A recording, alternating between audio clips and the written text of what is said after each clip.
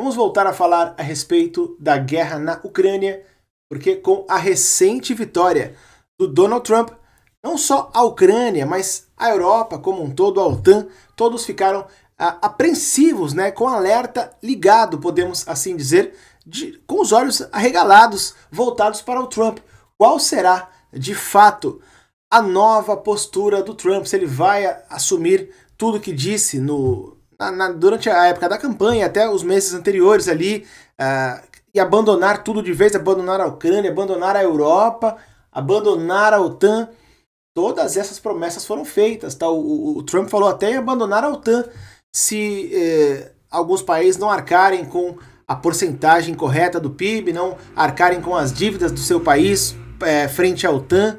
Então, tem vários pontos aí que estão abertos agora com a volta do Trump. Mas, não como volta a repetir, não só a Ucrânia, mas a Europa como um todo tenta trazer o Trump para o mesmo lado ali contra o Putin. Eles querem pegar o Trump rapidamente antes que ele se conecte com o outro lado, né, com o pudinzão de cana, com o Vladimir Putin. Só lembrando que o Kremlin já começou a se mexer, já começou a falar que quer negociar, aí, já começou a falar meio que na linha do Trump, de que aceita meio que como tá a nova realidade, que foi algo que o Trump já vinha falando, a Ucrânia vai ter que aceitar ceder algum território. Então os russos já vieram nesse embalo, né? O Kremlin já veio nessa onda aí, o ministro da defesa russo, o Sergei Shoigu, veio nessa onda, eu até falei sobre isso em um vídeo anterior. E agora o chefe da OTAN, que encara a ameaça Rússia, Coreia do Norte, não é só a Rússia mais, eles encaram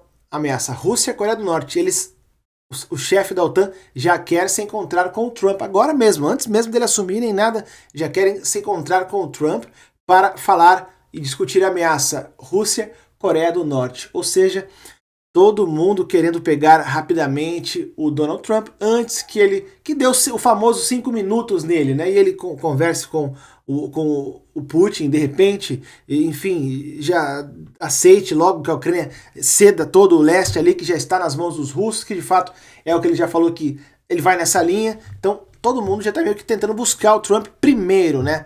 Tem uma nota aqui que traz mais detalhes, mas antes quero pedir para você deixar o like nesse vídeo e se inscrever nesse canal. Se você ainda não for inscrito, não custa nada, né? Porém, ajuda e muito a continuação do nosso trabalho, tá? Feito o nosso trato, feito o nosso combinado, o secretário-geral da OTAN, que agora é o Mark Rutte, quer discutir com os Estados Unidos, o presidente eleito Donald Trump, uma resposta conjunta à crescente ameaça da Rússia, China, Irã e Coreia do Norte. Ele deu esse depoimento no dia de hoje, dia 7 de novembro. Ele já encara Rússia, China, Irã e Coreia do Norte. A China e o Irã estão no meio também, viu? E são encarados como uma ameaça, não só para a Ucrânia, mas como para toda a Europa, e eles são encarados como uma ameaça mundial, né? Pyongyang e Tirã se tornaram os principais aliados da Rússia em sua guerra em grande escala contra a Ucrânia, né? Fornecendo munições e mísseis para as forças armadas de Moscou. Agora, não só munições e mísseis, Coreia do Norte fornecendo também soldados, mão de obra.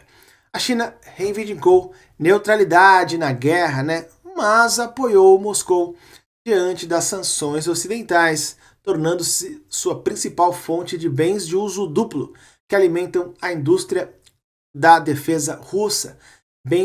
Os bens de uso duplo são aqueles bens que os russos compram, afirmando que os fins não são para a guerra, podem ser para outras coisas, tecnologia, por exemplo, né, componentes eletrônicos, microcomponentes eletrônicos, mas que na verdade eles vão mesmo para a guerra do Putin, né, para os seus blindados, para os seus tanques. Então são os bens de uso duplo que a China vende com a desculpa de que não é para esse fim, é para fim de estudo, de tecnologia. Na verdade, eles vão para a máquina de guerra do Putin.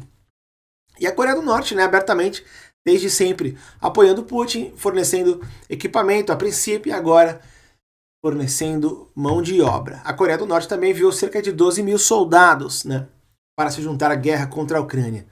O que Rutte, secretário-geral da OTAN, descreveu como um risco não apenas para a Europa, mas para também para os Estados Unidos.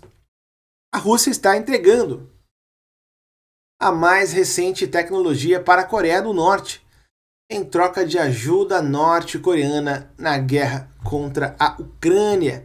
Isso aqui não é novidade, então reparem que as táticas vão ficando muito claras, né? Como eu disse, a Europa como um todo, a OTAN como um todo, o Rutte na frente da OTAN, sabe bem da necessidade de pegar o Putin, o Trump logo agora no começo, enquanto ainda está no calor, né, da vitória, tentar apresentar tudo o que está acontecendo para ele e tentar segurar o apoio americano, né? Porque se o Trump apoiar a Ucrânia, de fato, ele manter a linha mais ou menos como estava em apoiar a Ucrânia, aí sim a coisa muda, tá? Aí a coisa muda e muda para o bem da Ucrânia, porque o Trump ele vai cair para cima dos russos de fato, não vai ficar ali com conversa mole, né? O Biden, muitos criticam que o Biden, embora tenha dado um grande apoio para a Ucrânia, fez corpo mole, não tinha toda aquela pegada, né, que o Trump tem para intimidar, por exemplo, o Putin. Então, se o Trump abandonar esse discurso dele de que está demais, o apoio está muito, e abraçar a causa da Ucrânia, a Ucrânia sabe, a Europa sabe que aí sim pode ser muito bom para a Ucrânia. Na verdade, vai ficar muito ruim para o Putin, essa é a verdade, né? Obviamente que tem o outro futuro, né, que também pode escalar as coisas, né, para um conflito global que o que parece que ninguém quer, nem o próprio Putin quer. Mas então tem dois lados essa moeda, mas eles sabem que se eles aproximarem o Trump para o lado deles, embora que seja do jeito do Trump, aí sim a coisa vai ficar ruim para o lado do Putin, né? Bom, fico por aqui, obrigado quem ficou até o final. Tamo junto, valeu.